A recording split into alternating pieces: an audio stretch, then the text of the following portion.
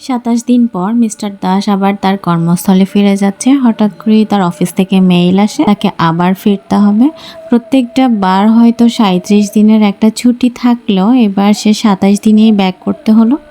আর এই সময়টা, তার যাওয়ার সময়টাতে আমরা সবসময় এভাবেই ভিডিও কলে থাকি। মানে আমরা একে অপরকে এত বেশি মিস করি যে একদম ফ্লাইট ছাড়া পর্যন্ত আমাদের ভিডিও কল লেগেই থাকে।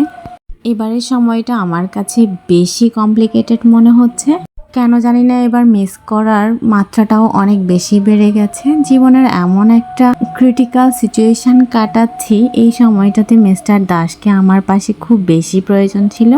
আর ঠিক এই সময়টাতেই জীবনের তাগিদে ওকে আবার ফিরতে হচ্ছে ওর কর্মস্থলে। কিছুই করার থাকে না এই সময়টাতে, অসহায়ের মতো ওর দিকে তাকিয়ে থাকা ছাড়া আর আসলে কিছুই করার থাকে না। মন না চাইলেও ওকে প্রত্যেকটা বার এভাবেই বিদায় দিতে হয়, ওকে ফিরে যেতে হয় কর্মস্থলে, আর আমাকে থাকতে হয় বাড়িতে একাকী। যাই হোক, ভালোই ভালোই আবার কাজ থেকে ফিরে আসুক, এটাই কামনা করছি।